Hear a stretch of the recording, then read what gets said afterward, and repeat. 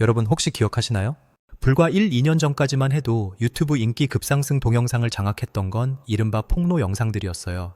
누구누구의 충격적인 과거, 실체 폭로, 정의 구현이라는 자극적인 썸네일들이 화면을 뒤덮었죠. 그 영상들을 올리던 사람들을 우리는 사이버 레카라고 불렀습니다. 그런데 말이죠, 요즘 분위기가 이상합니다. 그토록 당당하게 나는 정의를 위해 싸운다고 외치던 그들이 하나둘씩 카메라 앞이 아니라 차가운 법정 앞에 서고 있거든요. 수백만 구독자를 거느리며 매달 억대의 수익을 자랑하던 그 화려한 생활은 어디로 갔을까요? 지금 그들이 있는 곳은 5성급 호텔이 아니라 좁은 구치소 아닙니다. 돈은 벌 만큼 벌었으니 상관없지 않냐고요? 아니요, 그렇지 않습니다.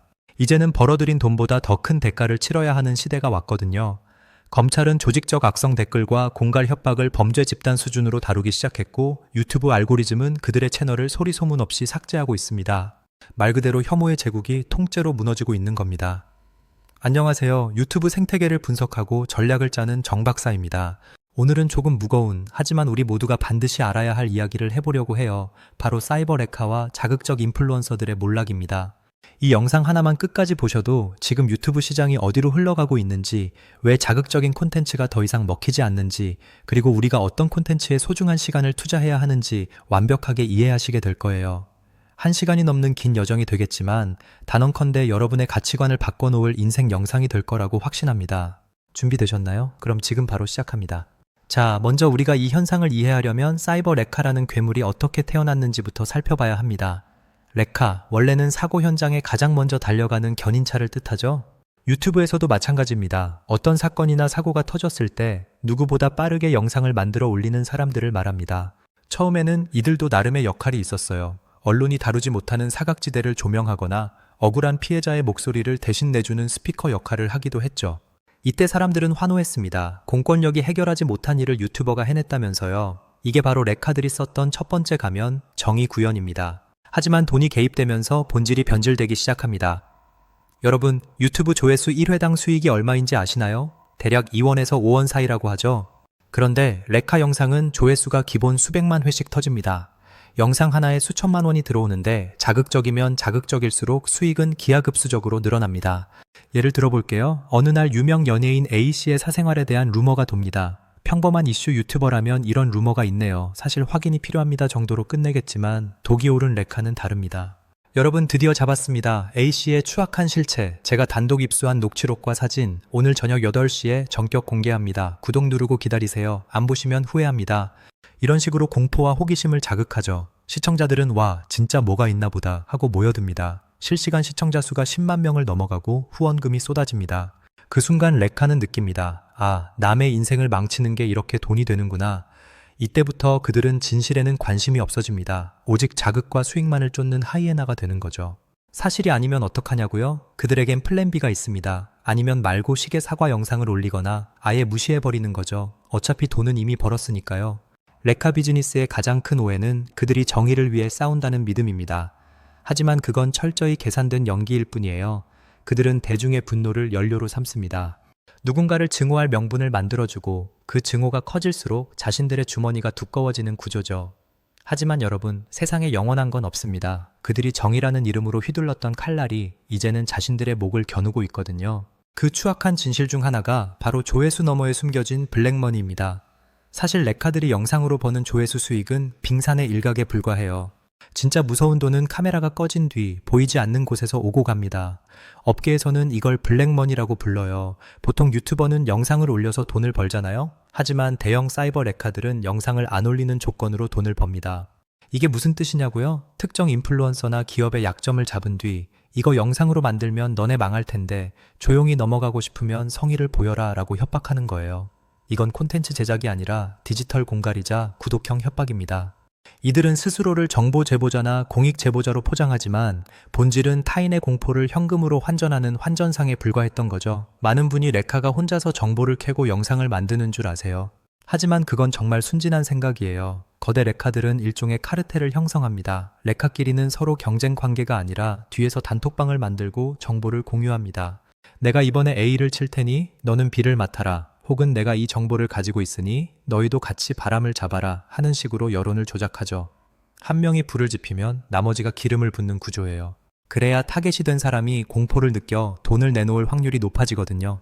실제 사례를 하나 더 깊게 파보겠습니다. 구독자 50만 명을 보유한 어느 뷰티 인플루언서 K씨가 있었습니다. 어느 날 K씨에게 모르는 번호로 메시지가 하나 옵니다. K씨, 과거에 모델 활동하실 때 있었던 일 제가 다 확인했습니다. 내일 저녁 6시에 폭로 영상 나갑니다. 억울한 점 있으면 미리 말씀하시든가요.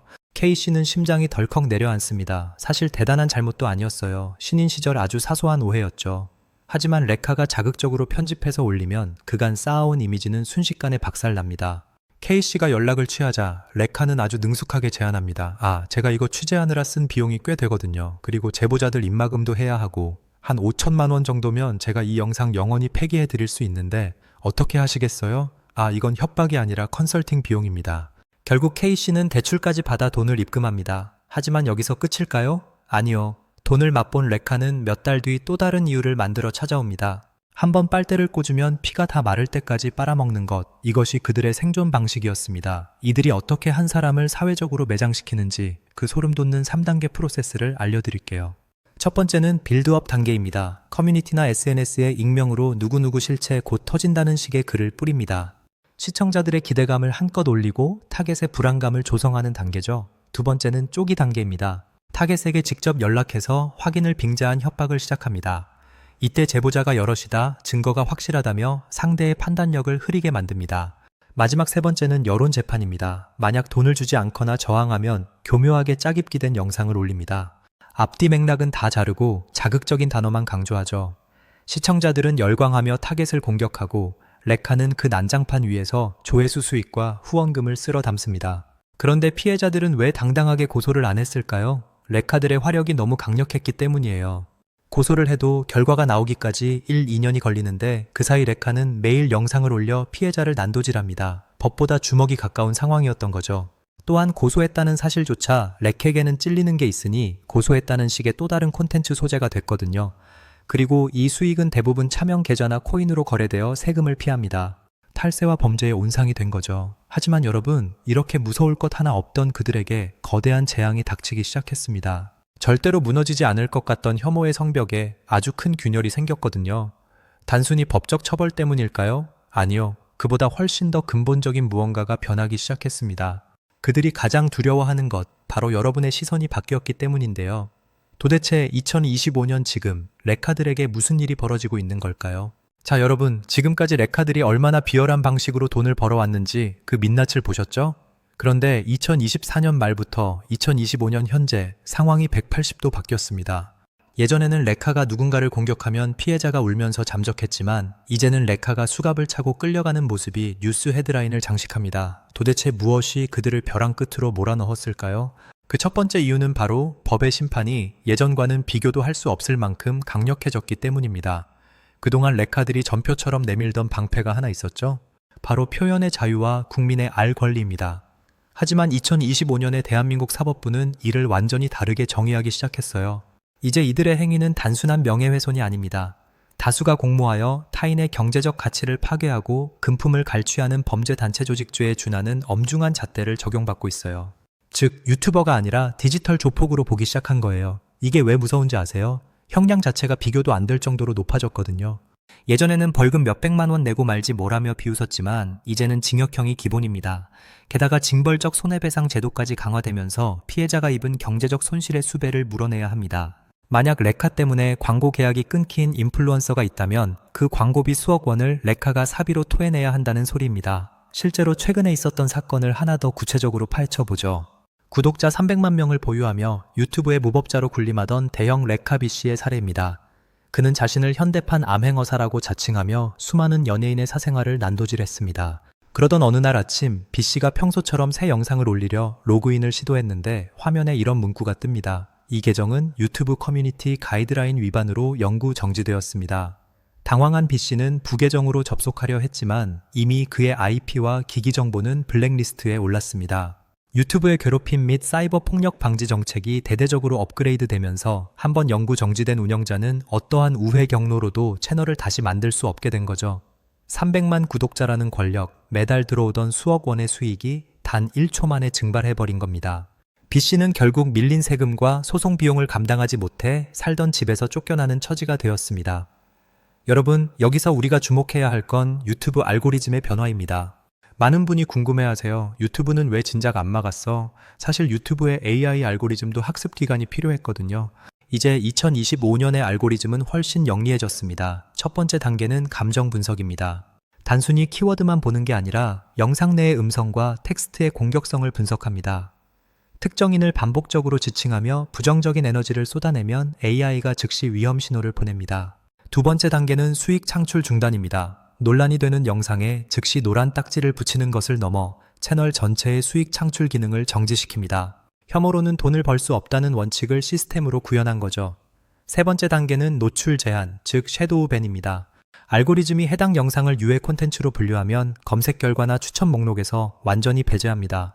아무리 자극적인 썸네일을 만들어도 시청자에게 도달하지 못하게 차단벽을 세우는 겁니다. 그럼 이런 질문을 하실 수도 있어요. 해외 서버를 쓰는 유튜브인데 한국 법이 통하나요? 네, 이제는 유튜브를 운영하는 구글과 한국 수사기관의 공조가 매우 긴밀해졌습니다.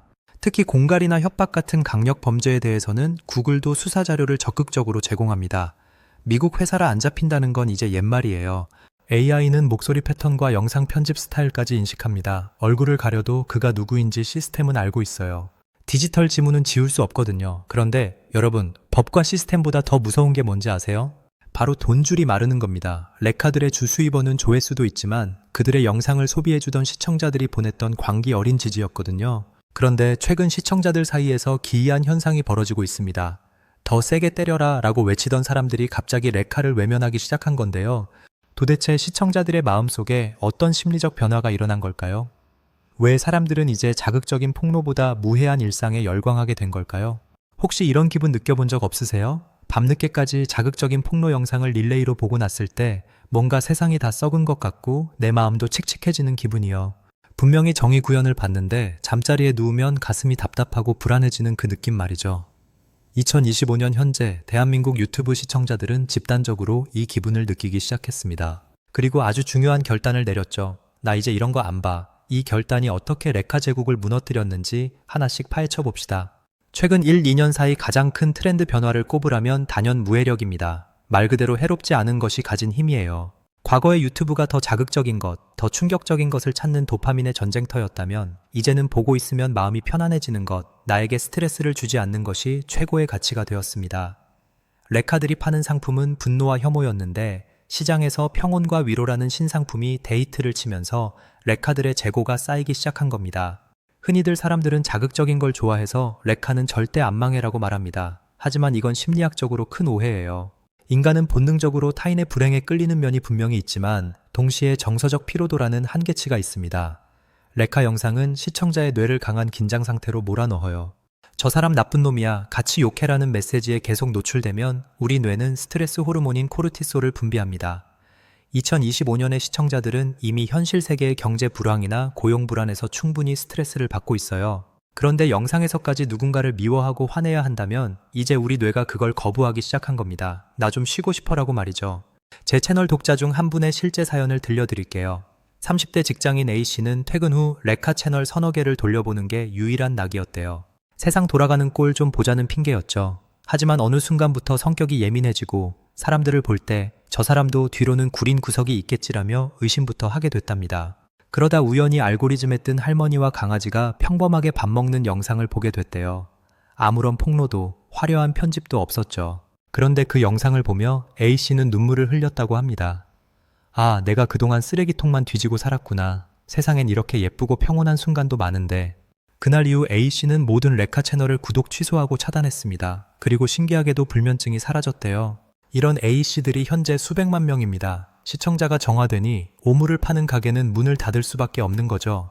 여러분도 지금 이 영상을 보시면서 나도 좀 멀리 해야겠다는 생각이 드실 거예요. 하지만 알고리즘은 끈질깁니다. 어떻게 하면 깨끗한 유튜브 환경을 만들 수 있는지 3단계 가이드를 드릴게요. 첫 번째는 관심 없음보다 채널 추천 안함 기능을 활용하는 겁니다. 단순히 영상을 끄는 게 아니라 영상 옆점 3개를 눌러 확실하게 명령을 내리세요. 두 번째는 검색어 정화입니다. 자극적인 이름 대신 여러분이 배우고 싶은 취미나 좋아하는 것들을 검색해서 시청하세요. 알고리즘의 영향 상태를 바꿔주는 작업입니다. 세 번째는 무해한 채널 5개를 골라 일부러라도 구독하는 겁니다. 그 채널들이 여러분의 홈 화면을 채우기 시작하면 자연스럽게 혐오 콘텐츠가 비집고 들어올 틈이 사라집니다. 자, 여러분, 우리가 지금까지 법적 처벌이나 알고리즘의 변화, 시청자들의 심리적 피로도에 대해 이야기했잖아요. 그런데 사실 레카들의 숨통을 끊어버린 가장 결정적인 한 방은 따로 있습니다. 바로 돈의 흐름, 즉 기업들의 광고 집행 방식이 완전히 바뀌었다는 사실입니다. 여러분이 광고주라고 한번 생각해 보세요. 수십억 원을 들여서 브랜드 이미지를 쌓아 올렸는데 우리 브랜드 광고가 누군가를 협박하고 폭로하는 영상 앞에 붙는다면 기분이 어떨까요? 당연히 끔찍하겠죠. 2025년 현재 기업들은 브랜드 안전성이라는 가치를 그 무엇보다 중요하게 생각합니다. 예전에는 조회수만 많이 나오면 장땡이라고 생각해서 대형 레카들에게 광고를 맡기거나 협찬을 하기도 했어요. 하지만 이제는 아닙니다. 레카 채널에 광고가 붙었다는 사실 하나만으로도 브랜드 불매 운동이 일어나는 시대거든요. 마케팅 담당자들은 이제 레카 리스트를 따로 만들어 관리합니다. 여기에 이름을 올린 유튜버들은 평생 대기업 광고는 꿈도 못 꾸게 된 거죠. 이것이 바로 레카들이 누리던 화려한 수익 모델의 완전한 붕괴를 의미합니다. 그렇다면 레카들이 사라진 그 거대한 광고 시장의 돈은 다 어디로 갔을까요? 바로 무해한 콘텐츠, 그리고 진정성 있는 기록을 남기는 창작자들에게로 흘러가고 있습니다. 여기서 우리는 2025년 최고의 경쟁력인 무해력에 대해 더 깊이 들여다볼 필요가 있습니다. 무해하다는 건 단순히 착하다는 뜻이 아니에요. 시청자에게 정서적 해를 끼치지 않으면서도 그들의 일상에 긍정적인 가치를 더해준다는 뜻입니다. 기업들은 이제 단순히 조회수만 높은 채널이 아니라 시청자와의 신뢰관계가 두터운 채널을 찾습니다. 광고주들은 이제 알고리즘보다 더 정교한 눈으로 유튜버를 검증합니다. 이 유튜버가 과거에 누군가를 비방한 적은 없는지, 댓글창의 분위기는 어떠한지, 시청자들이 이 유튜버를 진심으로 존경하고 따르는지 하나하나 따져보고 광고를 맡깁니다. 이것이 바로 선한 영향력이 돈이 되는 시대가 왔음을 증명하는 지표입니다. 예를 들어볼까요? 요즘 유행하는 갓생살기 브이로그나 묵묵히 자기 할 일을 하는 장인들의 영상을 보세요. 거기엔 자극적인 폭로도 없고 누군가를 비난하는 날 선 목소리도 없습니다. 그저 자신이 오늘 하루를 어떻게 살아냈는지, 어떤 정성으로 물건을 만들었는지 보여줄 뿐이죠. 그런데 시청자들은 이런 영상에 열광합니다. 왜일까요? 혐오의 시대에 지친 사람들에게 이런 콘텐츠는 일종의 정서적 대피소 역할을 하기 때문입니다. 이들은 레카들처럼 조회수를 구걸하지 않습니다. 오히려 시청자들이 알아서 찾아와 팬이 되고 기업들은 이들의 깨끗한 이미지를 빌리기 위해 줄을 서서 기다립니다. 많은 분이 오해하시는 게 있어요. 착한 콘텐츠는 재미가 없어서 안 본다는 고정관념이죠. 하지만 2025년의 데이터는 정반대의 결과를 보여줍니다. 레카들의 영상 시청 지속 시간은 초반 2분만 높고 뒤로 갈수록 급격히 떨어집니다. 자극적인 결론만 확인하고 나면 볼 이유가 없거든요. 하지만 무해하고 유익한 콘텐츠는 처음부터 끝까지 시청 지속 시간이 아주 일정하게 유지됩니다. 시청자들이 그 영상이 주는 편안한 분위기에 푹 빠져서 끝까지 함께하기 때문이죠. 유튜브 알고리즘은 바로 이 지점을 주목합니다. 끝까지 보게 만드는 힘, 그리고 보고 나서 만족도가 높은 영상, 이것이 바로 알고리즘이 사랑하는 최고의 콘텐츠 공식이 된 겁니다. 실제로 제가 아는 한 요리 유튜버는 처음엔 아주 자극적인 제목과 편집으로 레카들 흉내를 냈었어요. 하지만 구독자는 늘지 않고 악플만 쌓였죠. 그러다 모든 걸 내려놓고 시골로 내려가서 투박하게 밥을 차려 먹는 영상을 올리기 시작했습니다. 아무런 대사도 없이 새소리와 물 끓는 소리만 담았죠. 결과가 어땠을까요? 단 3개월 만에 구독자가 50만 명을 돌파했습니다. 해외 시청자들까지 몰려와서 한국의 아름다운 풍경과 정서에 감동했다는 댓글을 남겼어요. 레카들이 남의 불행을 팔아 푼 돈을 벌 때 이 유튜버는 자신의 평온함을 팔아 전 세계적인 브랜드 가치를 만들어낸 겁니다. 자, 이제 우리가 그토록 기다렸던 순간 레카들의 최후에 대해 조금 더 구체적으로 이야기해 볼까 합니다. 이른바 사이다라고 하죠. 그들의 결말은 결코 화려하지 않았습니다. 한때는 수십만 명이 동시 접속하는 라이브 방송을 켜고 채팅창에 올라오는 응원과 후원금에 취해 자신이 마치 신이라도 된 양 행동하던 사람들이었습니다. 누군가의 사생활을 들추고 확인되지 않은 사실을 유포하며 타인의 고통을 보며 웃던 그들의 모습은 이제 더 이상 찾아볼 수 없습니다. 그들이 현재 있는 곳은 어디일까요? 화려한 조명 아래가 아니라 차가운 법정의 피고인석입니다. 어제까지 형님 동생하며 지내던 동료 레카들은 자신의 형량을 낮추기 위해 서로를 배신하고 증거를 제출합니다. 남의 비밀을 팔아 돈을 벌던 그들이 이제는 서로의 비밀을 팔아 생존을 구걸하고 있는 거죠. 이 얼마나 지독한 역설입니까? 그들이 자랑하던 슈퍼카는 압류되어 경매 시장에 나왔고 명품으로 도배됐던 SNS 계정은 삭제되거나 비공개로 전환됐습니다. 그들에게 남은 건 억대의 소송 비용과 세금 고지서, 그리고 평생을 따라다닐 범죄자라는 낙인뿐입니다. 정의구현이라는 명분 뒤에 숨어서 협박을 일삼던 자들이 이제는 공권력 앞에서 정의의 심판을 받고 있습니다. 이것이 바로 혐오 비즈니스의 끝입니다. 타인의 인생을 망가뜨리며 쌓아 올린 성공은 결국 그 자체가 독이 되어 자신을 파괴합니다. 2025년의 대한민국은 이제 더 이상 이런 가짜 정의에 속지 않습니다. 여기서 우리가 얻어야 할 첫 번째 교훈은 명확합니다. 타인의 불행을 발판 삼아 쌓아 올린 성공은 결국 그 발판이 무너질 때 가장 처참하게 무너진다는 사실입니다. 혐오는 유통기한이 짧습니다. 처음에는 강렬한 자극을 주지만 시간이 지나면 시청자들에게 정서적 피로감을 주고 결국 제작자 자신을 파괴합니다. 레카들의 몰락은 우리에게 말해줍니다. 비겁한 방법으로 얻은 권력은 결코 오래갈 수 없으며 진실이 아닌 것은 언젠가 반드시 그 바닥을 드러낸다는 것을요. 그렇다면 레카들이 떠난 이 자리에 우리는 무엇을 채워야 할까요? 제가 영상 내내 강조했던 무해력이라는 키워드를 다시 한번 떠올려 보시기 바랍니다. 2025년 유튜브 생태계의 주인공은 이제 자극적인 폭로자가 아니라 진실한 기록자들입니다. 무해한 콘텐츠가 가진 힘은 생각보다 훨씬 강력합니다. 그것은 사람을 모으고 신뢰를 쌓고 결국은 세상을 변화시킵니다. 무해한 콘텐츠를 만드는 건 어렵지 않습니다. 여러분의 일상 속에 숨어있는 소소한 행복을 기록해 보세요. 오늘 먹은 맛있는 점심 메뉴, 퇴근길에 마주친 예쁜 노을, 혹은 여러분이 오랫동안 고민해왔던 인생의 질문들, 이런 것들이 누군가에게는 큰 위로가 되고 힘이 됩니다. 레카들이 남의 인생을 파괴할 때 여러분은 누군가의 인생을 보듬어주는 창작자가 될 수 있습니다. 많은 분이 제게 묻습니다. 정 박사님, 저도 유튜브를 시작하고 싶은데 지금은 너무 늦은 게 아닐까요? 이미 유명한 사람들도 많고 자극적인 영상들이 판을 치는데 제 평범한 이야기가 통할까요? 저는 단호하게 말씀드립니다. 지금이 바로 최적의 타이밍입니다. 혐오에 지친 시청자들은 지금 그 어느 때보다 진실한 사람을 찾고 있습니다. 여러분이 가진 평범함이 바로 여러분만의 가장 큰 무기입니다. 꾸미지 않은 목소리, 솔직한 감정, 그리고 타인을 배려하는 마음, 이것이 2025년 알고리즘이 선택하는 최고의 성공 방정식입니다. 이제 시청자 여러분께도 간곡한 당부의 말씀을 드리고 싶습니다. 여러분의 클릭 한 번은 단순히 영상을 보는 행위가 아닙니다. 그것은 어떤 세상을 만들고 싶은지에 대한 여러분의 소중한 투표입니다. 자극적인 썸네일에 이끌려 레카 영상을 클릭하는 순간 여러분은 그들의 혐오 비즈니스에 연료를 공급하는 셈이 됩니다. 반면 유익하고 따뜻한 영상을 응원하고 좋아요를 누르는 순간 여러분은 더 깨끗하고 건강한 디지털 세상을 만드는 데 기여하는 영웅이 됩니다. 우리의 뇌는 우리가 보는 것에 의해 만들어집니다. 매일 누군가를 욕하고 비난하는 영상을 보면 우리 마음속에도 독이 쌓입니다. 하지만 매일 누군가를 응원하고 배우는 영상을 보면 우리 마음에는 꽃이 핍니다. 여러분의 영혼을 건강하게 만드세요. 좋은 콘텐츠를 소비하는 것은 여러분 자신을 사랑하는 가장 쉬운 방법입니다. 자, 이제 이 긴 이야기를 마무리하겠습니다.